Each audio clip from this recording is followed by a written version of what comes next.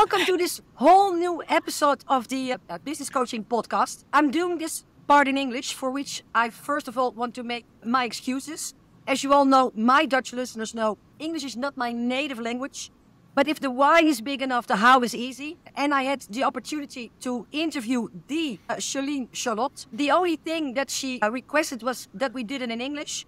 So I practiced my English for over 24 hours in a row in order to do it at my best at this moment. But as they say in America, I have a cute accent. I don't know if I really like that, so I can see it as a compliment.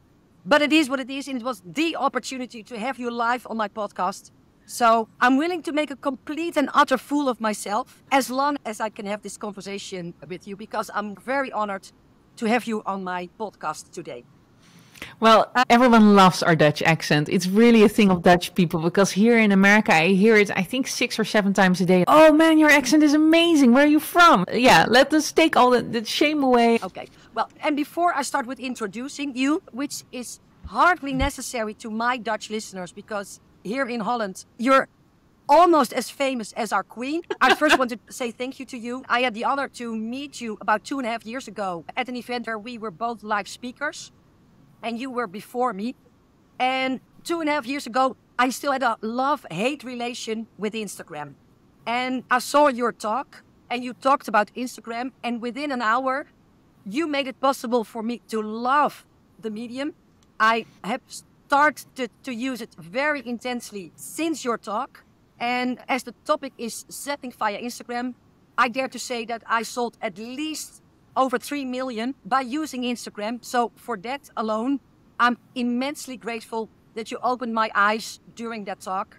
And I really hope that you can do the same to my listeners and have the same impact on them as you had on me. For everyone that doesn't know Celine Charlotte, I would say, where have you been? Because she's very famous online. Celine Charlotte is a 35-year-old entrepreneur and online educator, and pretty awesome at making money, which I think is an understatement.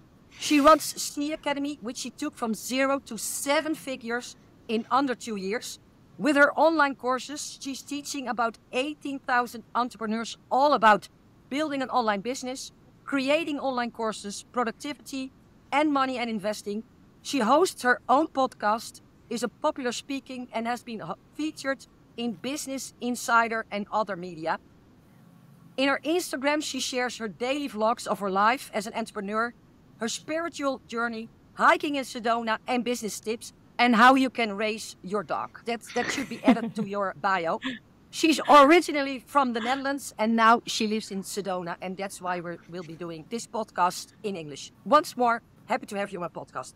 Well, thank you so much for this introduction. And it's really funny because when I think back of that moment that you saw me speak on stage, that was the first time that I met you. You came up and you started talking and you were so captivating and you did such an amazing job and, you know, everyone laughed.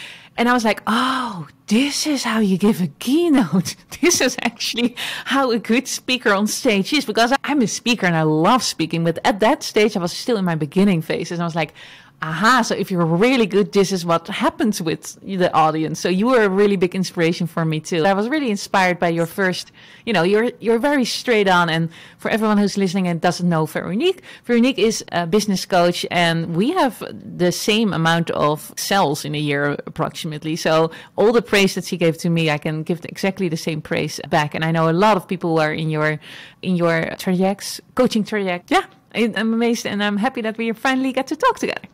Okay, good. Now, let's leave all the compliments aside and talk some business, because I think we have a very interesting topic, and that is selling via Instagram.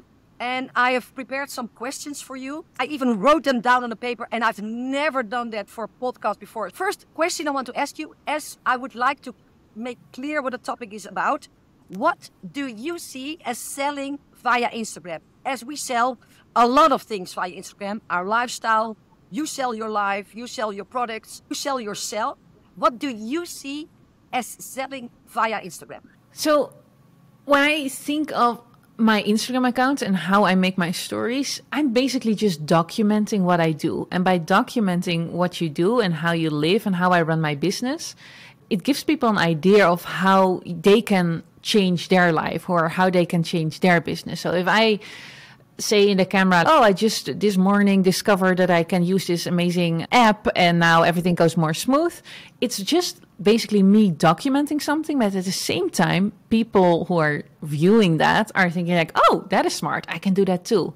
And when you have enough of those moments when you watch a story of somebody else of like, oh, that is a smart insight, you start realizing that person on the other end of the camera is maybe somebody who you can learn from. And that is like a little bit of the long game. So it's not like hard selling, like, hey, buy my programs, buy my courses, but it's more they get an idea of who I am. And by showing who I am and how I think and what I use and what my habits are, and even the little stupid things, they find a lot of recognition in you. They start trusting you and you start feeling like a friend.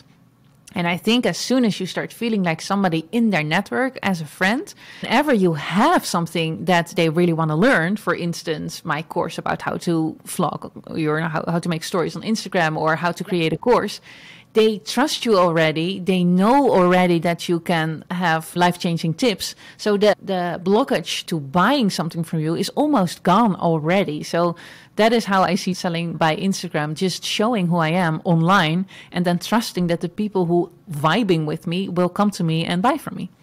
Yes. So you first sell you and then you sell your products. Yeah, and your mindset and your ideas and your habits, you document yourself. Because I think for a lot of people that selling on Instagram sounds so scary and they feel that they have to have a persona. And basically just documenting what you're doing is already enough because that is you. That is how you're showing up as yourself and that will sell. And maybe I can add the tip that you gave me and which turned my view on Instagram 180 degrees. You gave the example of Kim Kardashian. And that when she posts a photo of her drinking coffee, she gets about 110 million likes. And it's about her drinking coffee. And for me, I think, who is interested in my life? But if the fans of Kim Kardashian are interested in how she drinks her coffee, your people are also interested in how you drink your coffee. And as you now also give the tip, just document what you're doing and how you spend your day. That makes it so much easier. Right. Often people who are afraid to go online, they have the idea, I have nothing to share. There's nothing interesting about me.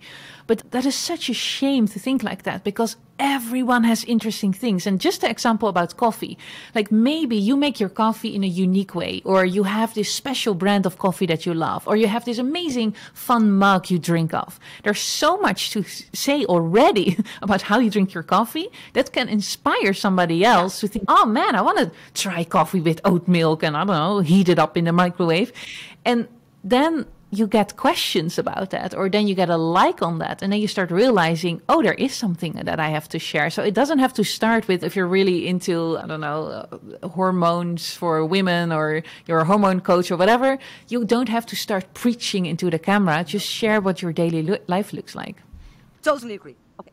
What do you think we should have in place in order to be able to sell via Instagram? And this is a question I've been asked to ask you. Do I have to have a special offer? Is there a typical price point, which is the max, if you want to sell on Instagram? So what do you think you should have in place? So it's always, obviously, the bigger your audience is on Instagram, the more you're going to sell. But how I look at business is always in percentage. So for instance, if I have 50,000 followers on Instagram and I sell a course and 5,000 people are buying that course, that 10% is buying it. So I always think in percentage. So if you have 10 followers and you're able to sell or get an email address from one of those followers, you actually converted 10%. And I think the focus on, oh, I need to have more followers because then I can sell a lot, should be, oh, I should get that percentage up. So even if you have 10 followers, try to make 2 people buy something from you. And that is the same amount of skills you need for that if you have 2,000 people and you try to convert 2%. So it's way more about the skills than it is really about the results. So for me to say, oh, you have to have a certain amount of followers, that's already not something I would ever say. It is On the other hand, it's nice to have a feed online on your Instagram with at least 9 pictures. So people who are hearing about you, and if they come to your profile, they see, okay, I can follow this person and she talks about this. And that is your personal branding that comes into play there. So what is shown on the pictures? And if you want to sell something about, you're a tree specialist and you want to sell courses about trees, it's really handy if you have some trees on your Instagram. So people know, okay, this girl's talking about trees. Yes.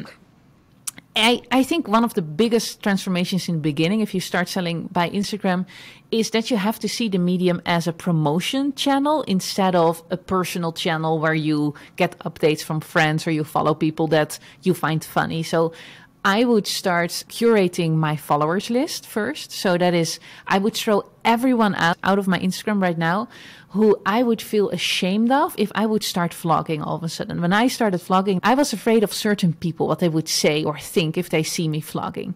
So instead of just not vlogging because I was so afraid of those opinions, I just literally blocked them. I was like, okay, they can't see it. I'm just going to start now. So start curating your followers and also start curating who you are following. So instead of following my own friends, I would delete them or I would stop following them. And I would just only follow people who I look up to. And at that time, I wasn't even aware what a business coach was or that you can be a business coach. But I started noticing there were girls online giving tips. So I started to following those girls. And my whole world, when I opened my Instagram back in the days, was all of a sudden not longer my friends and families, but it was all business-like. And then you start thinking in those business ideas more. And about, it sounds really brutal, like unfollow your friends. I think when you have to make a new step in life and it's really hard for you to do, just be open to your friends and say, hey, it's too hard for me to start vlogging now while you're watching, or I'm so addicted to your stories, so I keep going on Instagram and just follow your stories, but I actually want to focus a little bit on something else. So I unfollowed you. Just throw it out in the open, see how they respond. Big chance that they don't really love it or don't understand it. And then you have to have the mindset like, it's okay if you don't understand it, if you don't like everything that I do, we still can be friends, or we just have a little bit of a break in the friendship right now because I need for myself to go this different path. Yeah, and the thing is, they might have their ego hurt or whatever, but I have to pay my mortgage. Right. Yeah. So it can't be that my business won't grow because I don't dare to put a vlog online because I know my neighbor is watching. Right. Yeah. So, and do you think everyone is able to sell online via Instagram? Is everyone able to learn how to sell? It's definitely a skill. So I hear a lot of people, oh, I'm too old for Instagram. So that is just complete bullshit. Did you have that in the beginning? No, I still have it. I will let you in on a secret. I'm going to be a granny this year. Ah, congratulations. And the first thing I thought, no, at least I can also show some baby pictures. It's just not my daughter, it's my granddaughter. There are so many examples of 45, 50-year-old women who are killing it on Instagram. So the only thing that you need to do is get out of the bubble of 20 years old on Instagram and start following a lot of 45 and older women. So you understand, oh, wait, it's actually not true that I'm too old. I was just in the wrong environment. So apart from all those things like I'm too old or I am too ugly or I don't have the face for it, I think being on Instagram or selling on Instagram or selling on video, it is all learned. I didn't come out of the womb like being natural on video at all. And I thought I used to be a journalist and I was writing. So I was always behind the scenes. So I thought I was horrible on camera. And to be honest, the first 2 weeks that I was on camera, I was so afraid. I was trembling looking in the camera. Even one sentence felt really weird. My voice felt weird. And most of the time when I see it with my students, after 2 weeks, you're already used to it. So it's 2 weeks of being uncomfortable. And after the 2 weeks, so it's a skill that you can learn. So whatever story you have right now in your head, like, oh, it's not for me, that is something that you tell yourself. And you just have to ask yourself, is that really the best story for yourself? And if you start seeing it as a skill, and there are several skills in selling online by Instagram that you have to learn. One is being natural on camera. And the thing that I try to teach when I teach people about this subject is their expectation is that you know yourself from looking in the mirror, you know yourself in interacting in the real world with people, and you have to know yourself in your online persona. So you really have to create for yourself almost the growth opportunity that, you know, okay, it's not really my tone of voice yet. It's not really how I want to look yet, but I'm growing into the role of that online persona that I'm gonna have. So almost understand that in those first 2 weeks of practicing, that you're practicing with different tones of voice or different ways of looking in the camera, at the camera, with different lighting. It's just you fitting into a new online persona. You're never going to be exactly the same as in real life. If you would meet me in real life, I always hear that people are surprised that I'm not on the foreground. And I'm so talkative online. And even now in a podcast, in a group, I'm always the silent one. You're the introvert. I'm an introvert and this resting bitch face apparently, while on camera I'm always smiling. So there is a big difference in who I am in real life and in online life. And I thought that's really bad and I should be one and the same. But actually when I release that and I don't have to be exactly the same and I can show up online how I show up and I can show up in my life how I can show up, that is fine. And the thing is, because a lot of people say with you, yeah, but it's easy for you to say as you have a lot of followers. But hear what she said, she's an introvert. She was very uncomfortable at being on camera. And if you see her now, you will never believe it. But don't you think that she's forever grateful that she was available for being uncomfortable for 2 weeks in order to have built this empire? And the other thing is, and which I admire very much with you, Celine, is if most of my listeners start being live on Instagram or putting videos on Instagram, we hardly have any followers. So we can practice in private, as no one will ever see us if we have 40 followers on our account.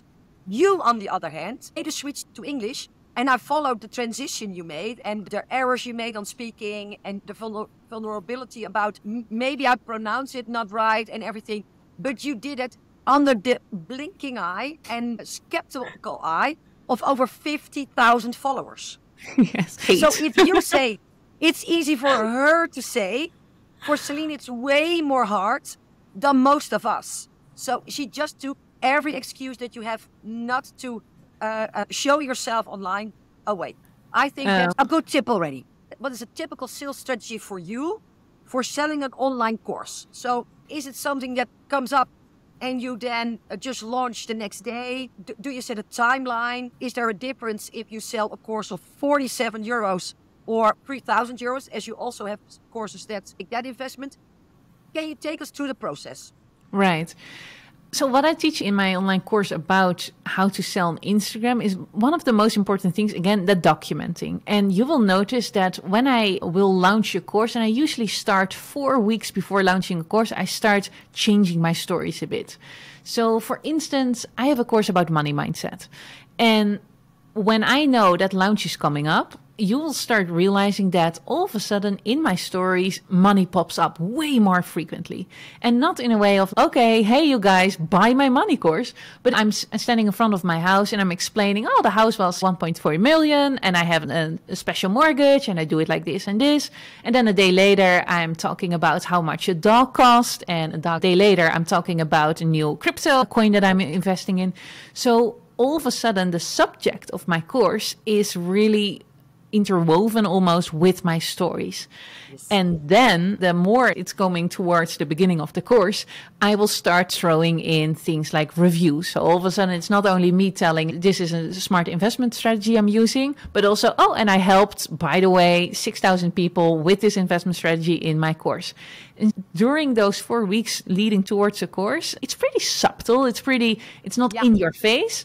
Until like the last week, because people need a deadline to buy something. So in the last week, I'm like, all right. And if you're not getting into the course right now, you're missing out. And I really put all the sales techniques to really get people to buy the course and let them know this is an opportunity. You can now really dive deep into it. In the last few weeks, I think that there's a difference between Americans and the Dutch, as we are always, at least many of my clients and followers are always afraid that they are too much, that they scare people off by promoting too much. Whereas the Americans, I mean, I'm on the email list of many big American entrepreneurs. they sent me 8 emails about the closing card within one day. But you also already did that before you started living in Sedona. So how did you turn your mind around, if it was ever needed, that you're totally okay with saying, okay, this is the last week, I'm going all in, you can unfollow me, I don't care, but I have a course to sell? I think really believing in your own product. So I 100% believe that if somebody follows my course, that I'm going to change their business or I'm going to change their mindset. And with 18,000 students, I've seen the results in people's lives. So knowing that what I sell is really something I really believe in, that helps, of course. So you have to really like your own product. And I feel good about my prices. That's also another thing that's really important in this, because I started my online courses with a price of $15. And that is ridiculously low. And it was also a smart strategy to get a lot of people in. But it was also because I wasn't sure if my courses really were that good. So I needed to get confidence first to know that I could sell and that people would be happy with my courses. And when I reached that point that I know, okay, people are really happy with it, my prices are extremely reasonable. My highest price for a course is $3,000. So I know that for a small investment, you get 100-folds of business advices back. I know it is a very smart decision. And so the only thing that I'm busy with when I have to tell myself, okay, there's a promotion coming, you have to promote, is just focus on the end result that I'm going to be able to play in their life. So by doing that, focusing on that, it really helps. And the second thing is, and it sounds maybe a little bit weird, but I'm also always extremely focused on what do I learn from this? So instead of just hoping that I would get money out of it, it's always for me an interesting puzzle or an interesting game of what can I learn this launch period? So now I'm going to try this strategy, or now I'm going to try a webinar, or now I'm adding on this and this. So I make it fun for myself to make it a discovery. What am I good in? What skills do I need to learn? And by that, I don't really care what other people think because I'm learning something here.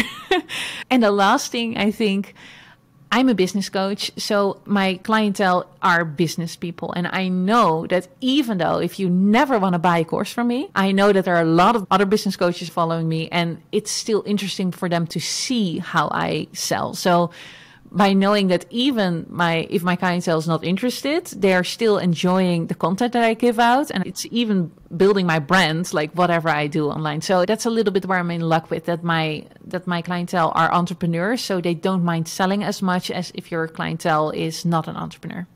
Yeah. Would you follow the exact same strategy if you would have a private person as a client? And would you also go all in the last week? Oh, totally. The only thing that I would change is right now I can get away saying a lot of, okay, I made 1.7 million in 2 weeks. Or I can, like my openness about money and about my entrepreneur skills, or that I'm really happy with some certain hacks that I discovered, I can share that with joy because I'm talking to other entrepreneurs. And if I would talk to, like, for instance, I don't know why my team said that I give dog tips. I don't. But if I would have a course how to raise a dog, I would be a little bit more careful with that, because that wouldn't be a point that my clients would be like, oh, great, she made 7 million with her dog courses. Now I have to follow her dog course. I would pick out other unique selling points that would do the same. It's so always... if you said, Bella, she was a bit scared and she was a bit dominant, as I remember. Then you learned how to handle her. So if you're now selling dog courses, you can use that as an example. Me as an entrepreneur, I'm inspired by you making money.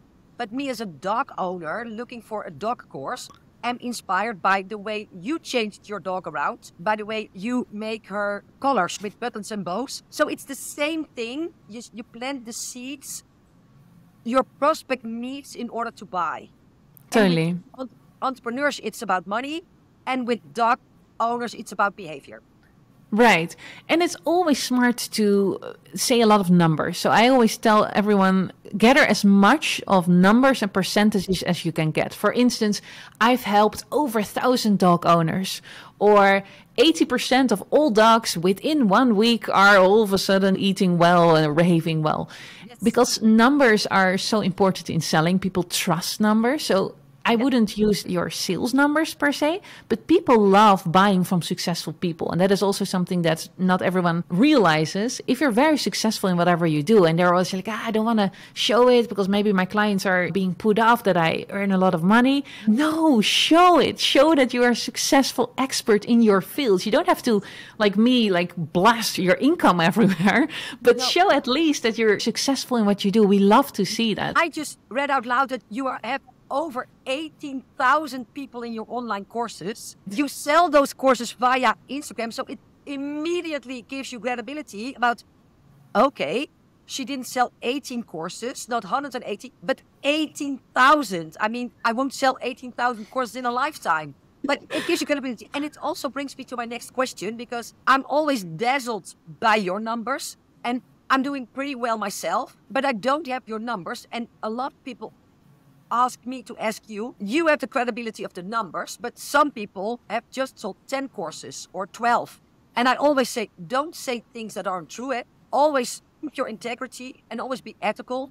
So they say, how do I establish credibility, which is a big part of the selling process, without having big numbers to show for it? What would you give for advice to those people? Again, you don't have to say, oh, I sold 10 courses, but you can say 80% of the people who did my course loved it. And that's 8 out of 10 people, but it's still 80%. And I totally agree with you. Never make numbers up. And that's not only for maybe the fake discovery that people understand that you were lying, but also just your own integrity. You don't have to lie, because there are always numbers that are amazing about you. Even if 50% of your customers come back after one time, bam, you have another number. And everywhere. If 50% is 1 out of 2, I mean, you're not lying. No. The thing I was thinking about when preparing this interview is, of course, there's a lot of things going on Instagram. Algorithm is changing every now and then. I think that TikTok might become more popular than Instagram is. Instagram is now more popular than Facebook. Then a new platform will take over the popularity of Instagram. Yes. You depend on Instagram pretty much. What are your concerns, and how do you make sure that your business doesn't fall apart the moment Instagram falls apart? Well, I just hired 20 people. Yeah, I saw it. And TikTok is obviously the same as Reels. So it's short videos. So instead of what I'm now really good in, having storytelling in 10 or 20 stories in my Instagram stories, I need to be way better in sharing a story in 5 or 6 seconds. And I've known that for a while, and I've just been a little bit lazy with it. I think I get the hang of it. I'm practicing with the reels, and when I try to learn something new, I look at people who I really admire or who are doing a really good job. So I think I know how to get there. It's just been a little bit lazy, and literally 2 weeks ago I was like, all right, it's time for all the shorts now. So in my new content strategy, I want to start doing at least 3 reels or TikToks or YouTube shorts, because it's all the same. This is also the reason why this interview is being taped now, because I know I have to be better in short reels and short, instead of, we all started with video on YouTube and 15 minutes or 20-minute vlogs, and then it started to go to Instagram with 15-second vlogs, and now it's going to 5-second vlogs. So instead of trying really arrogantly thinking, I've done it on Instagram and that works for me and it's gonna work forever. Of course it's not gonna work forever. Probably Instagram in a couple of years is indeed almost dead. So I know that, and I always try to embrace it. It just depends a little bit on the period in my life that I'm open for embracing new things. Yes. And now I am. And yeah, that's definitely gonna change. My whole focus for the next year is gonna be on Reels and TikTok. Yeah, cool. What are the 3 biggest mistakes you see people make when trying to sell via Instagram? A really big one is that they think that people know what you've been doing yesterday or the day before. People are not busy with you in the way you think they are. So people have no idea. And even my best friends don't know exactly what kind of courses I'm selling. They have no idea, because they're not paying attention in that way to me personally and all my little aspects of my life that I find really important. So just knowing that again and again, you have to explain your personal brand, you have to explain your expertise, you have to explain what you're selling. That is one of the things that I see go wrong the most, because then they thought of a fancy name of their course or whatever they're selling, and they're like, oh, the BFOA starts tomorrow, and I have no idea what it is. No. And I think the second one, and that is a big one that a lot of coaches fight me on, and I just keep doing it the way I do it. I always say the price, because I have the mindset that I have to be interested in a program of another coach. I need to know approximately what kind of investment I'm thinking about. And some people sell courses that are 100 or 200 bucks, and that is a low price offer, that is cheap, but they never mention it. If I can buy your course about how to care for my plants and it's only 100 bucks, that is one of your unique selling points. You should say that everywhere. A little bit like the Lidl, and that is a cheaper store in the Netherlands, and the Albert Heijn, that is more of the Whole Foods in America. You have to work with whatever you're competing with other people. So prices is one of the things that I always say in my stories. The most expensive course I saw you selling is the €3,000, which is approximately $3,000 course. If you would have a program of $10,000 or euros, would you still mention the price in your stories? Yes. Yeah, I would be interested in your coaching. I can afford a 10K offer. And that is also the clients that I want to attract. I want to attract the people who can afford it.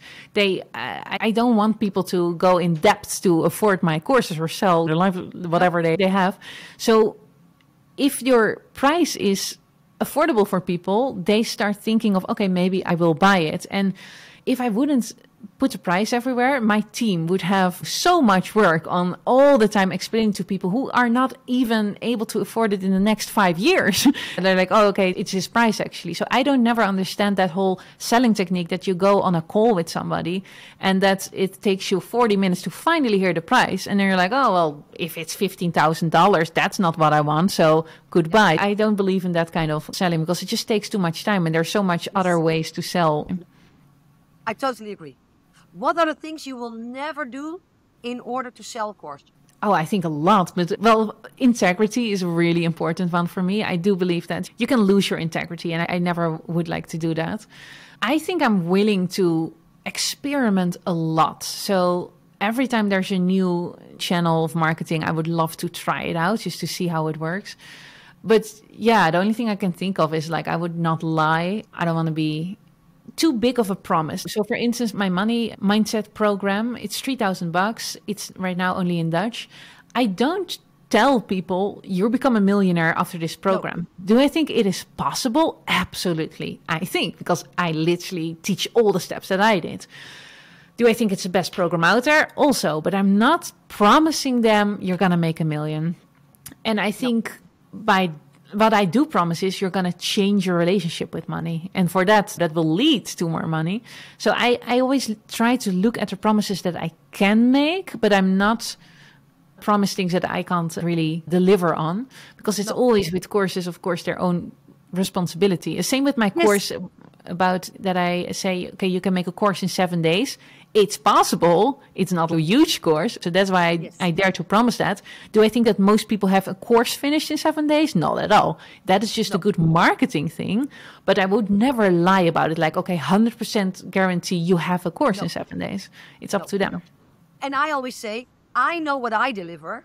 And I know that with what I deliver, you are able to do this.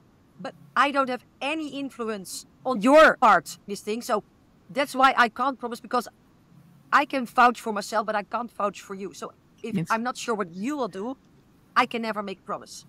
Right. Yeah. That doesn't take away that a lot of people are having this and this result, but they stay focused, they watch the course, they implement what I teach them, and then it's possible. So I think it's about the same. Of course, I follow all your stories and I see you selling in stories. And of course, we also have posts, and now we also have reels. With the whole thing with the Instagram algorithm, if you would start selling a course next week, what would be the percentage of the selling that comes through stories, through reels, and through just the post that you post? 90% would be reels. So if you just start out, you have to be visible. And the chance to become visible is only when you make reels or posts. Carousel posts work too. But the people who see your stories, so there's a big difference in making reels and making posts and making stories. Stories is for nurturing the people you have, the people who follow you, the people who are already in your community, your clients, the people who might be clients, people who know you. So I'm nurturing everyone in stories. With Reels or with posts, I'm attracting new people who never heard of me. So they can see my content while they are actually just browsing through Instagram. So it's so much more important to make Reels instead of stories in the beginning. At the same time, stories are, for me, way easier and in my comfort zone. So for me to make a story at 15 seconds, I don't even think about it. A Reel, I have to think a little bit more. I'm sure in a month, a Reel is as easy, and it's already started. So I definitely feel that nurturing versus attracting new people, that people should be aware of it, that with stories, you're nurturing what you have. And that's very important. And there's skills there too. And you, how many followers did you have, you said? 12,000? 12.7. 12.7 thousand. And the amount of sales you have through Instagram, that is astonishing and that is amazing. So you do a really good job in nurturing the people who are in your community. And I do that too, of course, because that's why I sell so much. But there is a lot of skill in also attracting new people. And I haven't been growing on Instagram now for a year or 2 years. Wow. For a while, I was getting a little bit lazy in Dutch. And that is one of the reasons why I'm so excited of being in English now. It really forces me to step up my game. I'm in a way bigger pool with a lot of coaches, a lot of amazing storytellers. Americans are, we talked about it a little bit in the beginning, they're amazing in selling. I admire everyone almost here in America in that sense. So I have to step up my game, and that's good because in the last 2 years, I got a little bit lazy. I just nurtured the people who are in my community. My posts on my feed were just me and my dog. It was a mess. So I'm definitely excited to start attracting new people and growing again on the socials. Yeah. And it's a common thing because I always say the biggest enemy of success is success. I can see that. Because it works anyway. If you have big amount of followers, if you put something online, if you try to sell something, even if you don't put a lot of energy into it, a lot of people will buy anyway. Right. Yeah. It's also the fear or the blockage you might feel that, okay, I've always done it like this and that worked and that gave me success, so I should continue doing this. But then you forget you stepped out of your comfort zone a while back to get to that success. And that is one of the things that I keep reminding myself of. Indeed, every time I stepped big time out of my comfort zone, huge success followed. So that's why for me now going to America, I'm struggling a little bit. It's not easy. My ego is completely crushed because I have to build up everything again. Nobody hears of me. Nobody wants me in their podcast. So it's like, okay, starting from zero again. And at the same time, I know that stepping out of my comfort zone is going to bring me so much more. So I'm just focused on the future. And I know this will open up new doors for me. And I'm already learning so much new stuff. I don't think I've heard anyone telling I stepped out of my comfort zone and I regret it. You always learn something from it. No. Totally agree. Jim Rohn always says, get comfortable at being uncomfortable. Right. Yeah. What is the golden nugget to keep people engaged in your stories? Is there a maximum amount of, I don't even know what a separate story is called. I live by the rule of 3. Like when I talk in the camera and I call that talking stories. It's just me talking in the camera, explaining something. After 3 stories, people get bored and they swipe away to a next story. So you have to have a lot of different scenes almost in your story. So after 3 times of a story of me talking in the camera, you'll see that I'm all of a sudden walking back and forth in my living room, or I'm filming Bella, my dog, or I'm filming a little piece of a tree outside. So it's just for the dopamine hit for people who are watching your stories, that they're every time a little bit like, oh, what's coming next? And if they know when they open your stories that you're always talking into the camera, or if they're always going to see your dog, the surprise goes away. And you want to keep people always surprised. So that is one of the things that I really try to embrace with nurturing my community. You never know when you open my stories what it's about. Sometimes it's about my dog. Sometimes it's about business. Then it's about me in my pajamas. Then it's me, cooking, it's not wearing a princess dress, being in the gym. Yeah. Yes. I really follow you. Well, that is really flattering. But yeah, I think that is just the surprise element instead of what a lot of people think, the consistency. Because you hear all the time, be consistent and post at the same times and post about the same subjects.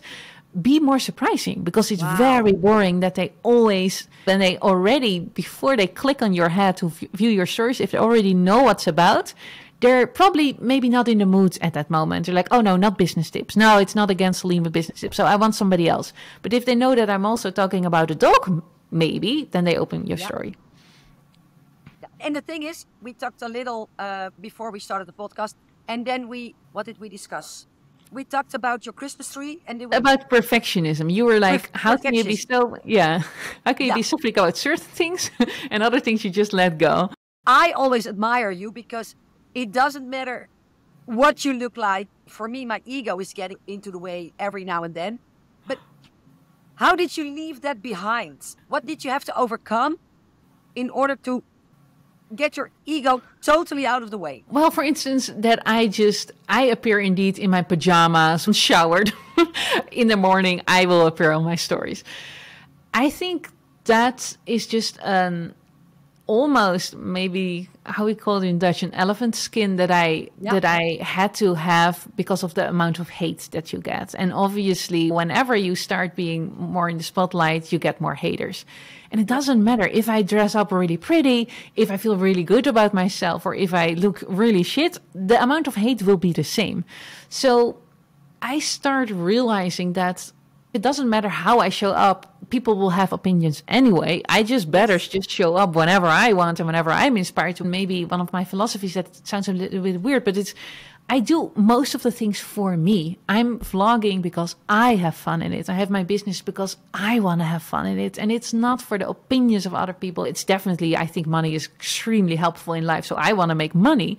But it's in the end, I want to direct my life and design my life that I have the most fun. So I'm not thinking of what would other people think of this. And obviously, it's to a certain degree because I'm strategic and I know what I'm doing. Yeah. But my first and foremost client of my life is myself. So if I want to have fun in my pajamas vlogging, I will do that. But the perfectionism, it also helps that I know that it's very annoying to look at perfect people. So already a lot of people find me very obnoxious. And I think I get tagged like twice a day. Oh my God, I'm so annoyed by Celine Charlotte. So I know already I trigger a lot of people out there. Yes. And just by showing only the perfect side of me and always like perfect in makeup, that's boring as hell. So, and the stupid thing you just make me realize is sometimes I have a good idea about a story, but then I first have to make some pictures of myself, and I'm just being completely honest here. And then my hair looks weird, or the lighting is all wrong, or I see that I have a pimple somewhere on my face. And because I can't shoot the first shot of me, I don't post the whole story. Right. And because I think I look awful. And now I just come to realize that I like you most when you're messy in your pajama. Because I see you're just as ordinary as I am. And if I like to watch you in pajama, maybe my followers, and I'm not making any promises for my Dutch listeners, but maybe they would like to see me in my pajamas too, and with messy hair. Right. When I teach this in my course about how to make stories and how to show up, there's always this little line of there's a difference between me being completely frumpled in a dark room, not having light on my face, and just looking like literally not at all thinking about how I look at a camera, or me, even though if I'm in my pajamas, I open the curtain, I make sure that there's light on my face, and that's one of the hacks that I love lately. When I have oily hair, I just put a cap on. It looks a little bit better. It's not at all that I look all of a sudden fancy. I just make these little tweaks. I was listening to Bas Smit, and I think you know Bas Smit because he's also from Amsterdam. And I always thought he just did something on Instagram because you see him in a bathtub with a duck and does the most hilarious things.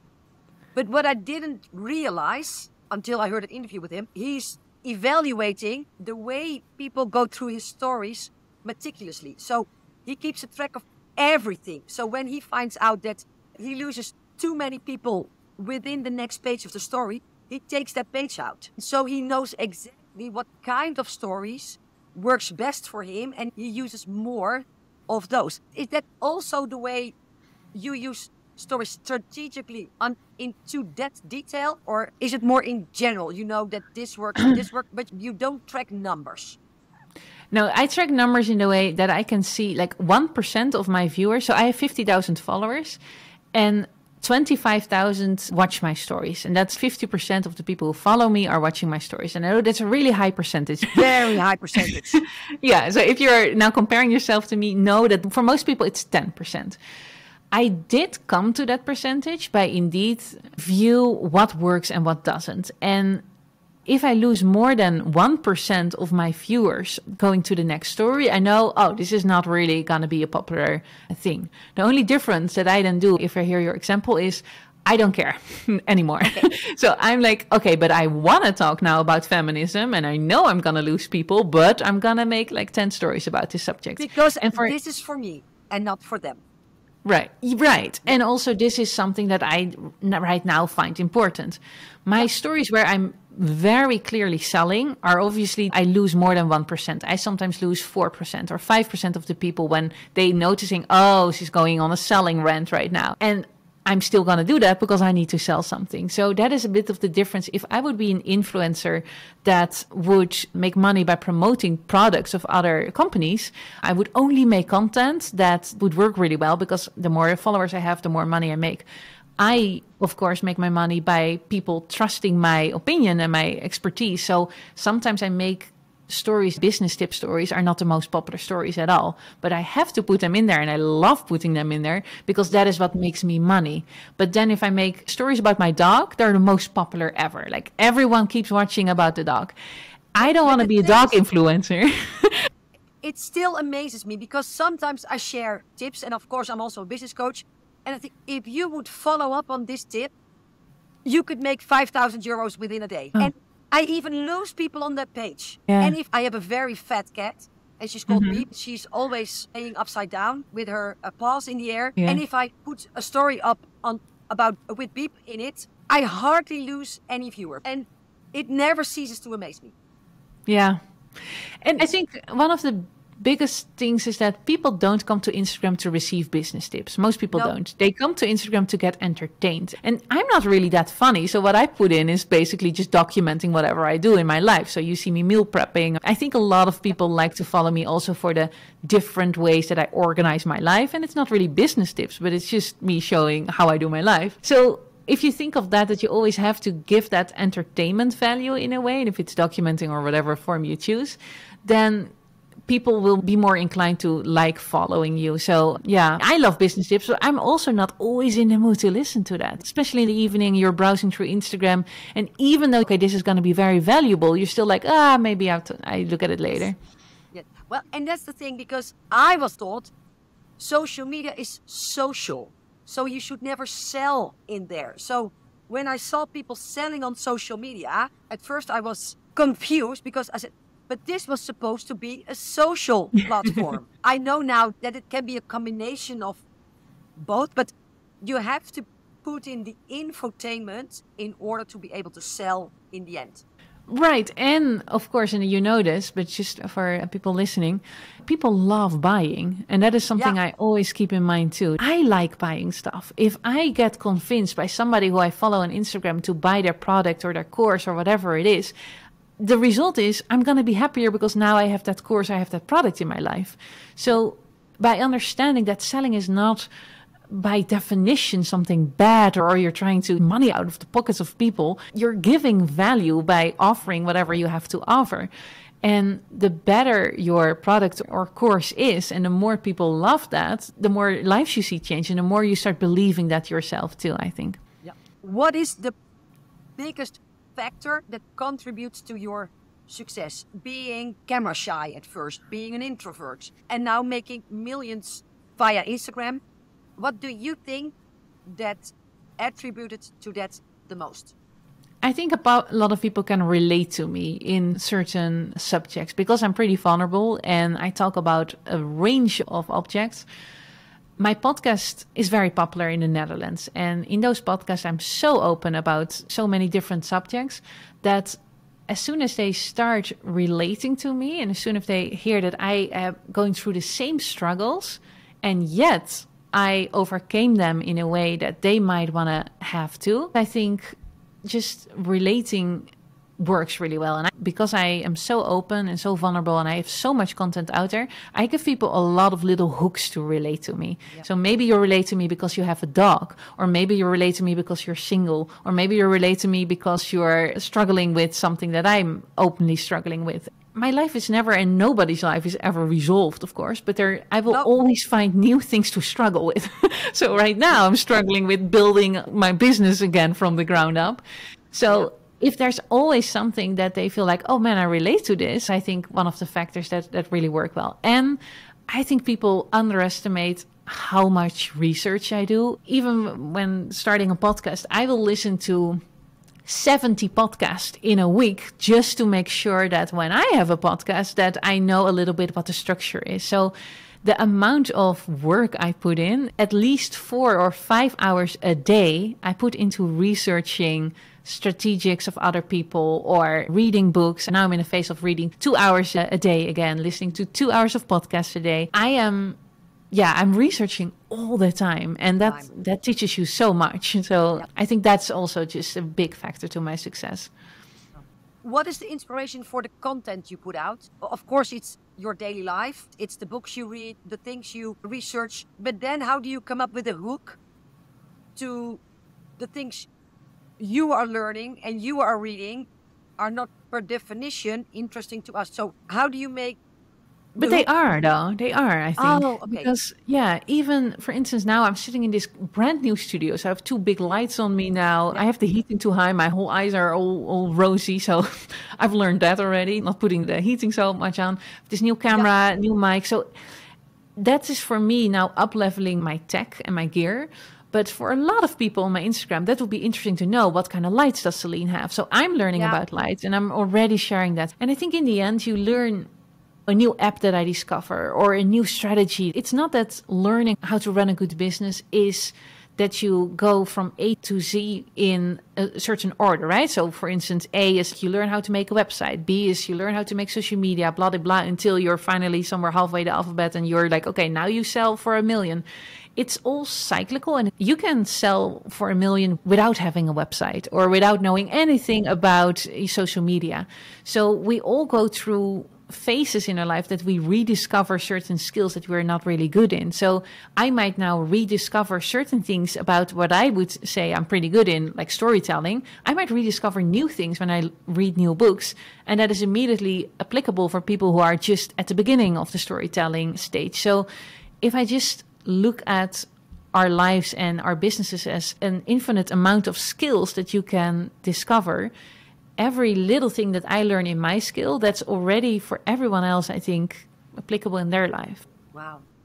Yeah, completely. As a final question, I learned the quote, if you're living your dream, it's no longer your dream. And having followed you and your trip to Sedona, the search for a house, the home you finally have made for yourself, what is your next big dream? Both personal and business-wise.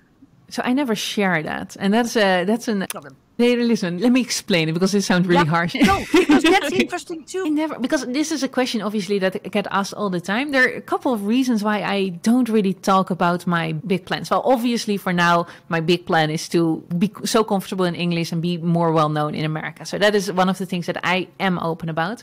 Even with that, I sometimes wish that I didn't really talk about it so much, but I kind of have to because it's such a big switch, right? All of a sudden, I'm in English. Everyone's like, what is she doing? So I had to tell them. But what happens is a couple of things. One, I lose my own enthusiasm often when I share too much. So when I, for instance, now think about a new course I want to create, and I'm going to tell you all about it, when the moment is there that I'm really going to create it, I already feel that everyone knows about it. It's already out there. I already put it almost in existence by just talking about it. So I notice that whenever I talk about my dreams, I lose a little bit of that enthusiasm for my own dreams. Second thing that happens is people are starting to give feedback. And you have, of course, 2 big sides of that. One side is like people criticizing or coming with, like, oh, would you do that? And their own fears and their own doubts about it. And you have to start defending your very small, beautiful dream you have. You all of a sudden are defending it because people are giving the criticism. There's another group of people who actually are very encouraging and they're trying to help you. They're like, oh, that is a great idea. And they start giving tips. And then all of a sudden, your small idea is something that you realize is already out there. Other people are doing it. You start comparing yourself. So it gives the opportunity by sharing a lot of my dreams. I noticed that it runs away from me. And then when I keep it more to myself, that is just, it feels more sacred, and I'm more enthusiastic by doing it. And the third thing is, I also change my plan all the time. Like, Okay. all the time. So sometimes when I made this mistake in the beginning years of when I started to get a little bit more well known, and I start sharing things, and people will come back like, oh, you didn't do this, or you didn't make that course, you didn't do that thing. Because And they for me- remember everything. Right. And so I'm changing plans all the time. But in the eyes of an audience, it seems, oh, she's not reliable. She's changing her mind.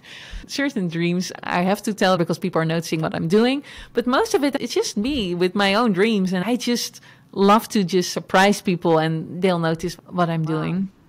Wow. Good thing. Yeah. And in the end, because I've been thinking about you and going international, this podcast, because it's a tip, I suddenly realized that I have some people that I know very well in the US that if I asked them, they would gladly have you on their podcast. I would love that. And that's the other thing, because when I don't share things, people can't help you either.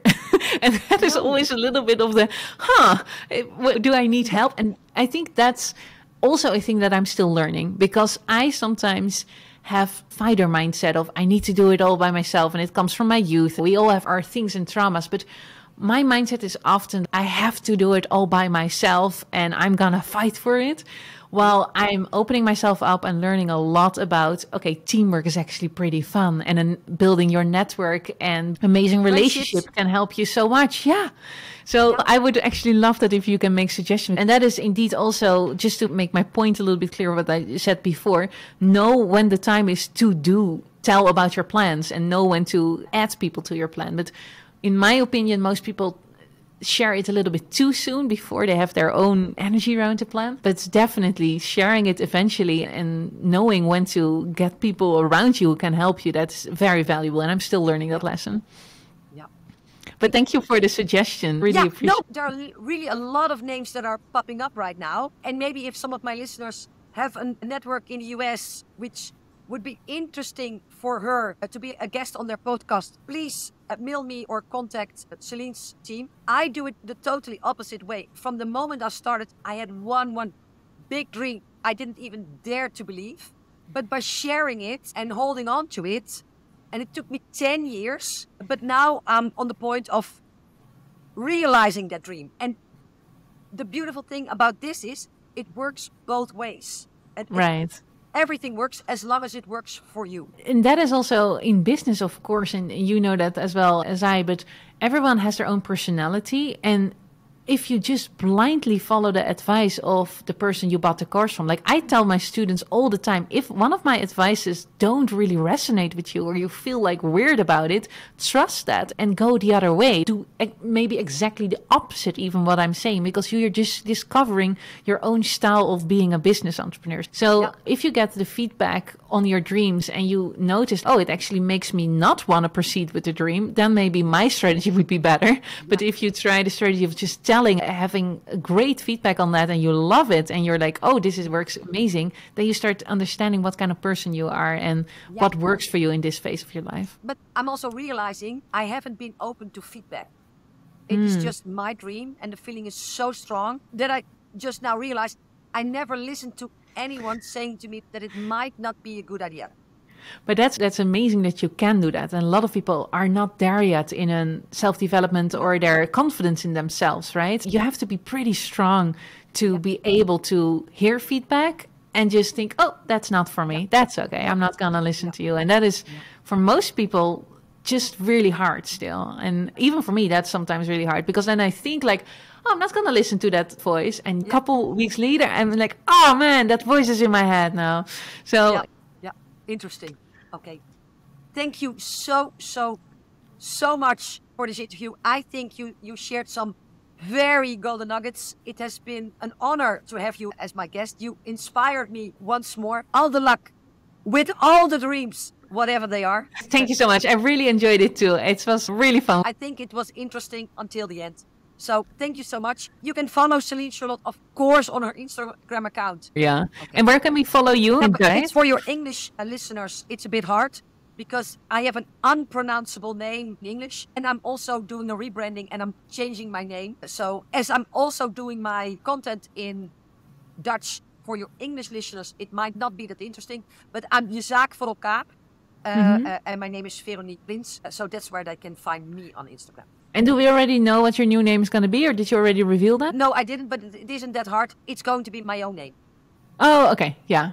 Yeah, Cool. so I had Je Zaak voor elkaar when I started, but people are always talking about Veronique and never about Je Zaak voor elkaar. So it's just logical that I change my name. It's time to get your personal brand completely took off, and now, that's really smart. Yes. Put And all it comes the with a website and everything. I had a discussion with a very big entrepreneur in Holland. And while I was talking to him, he looked up my website and he said, "Is this really your website?" I said, "Yes."